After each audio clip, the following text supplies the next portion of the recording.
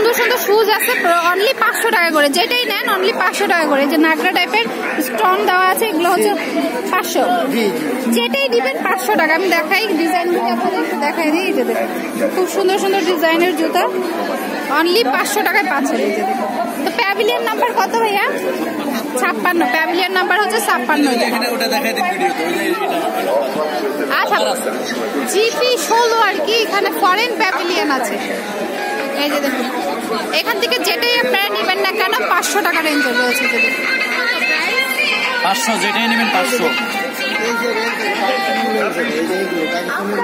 আচ্ছা, এগুলো কি পাকিস্তানি?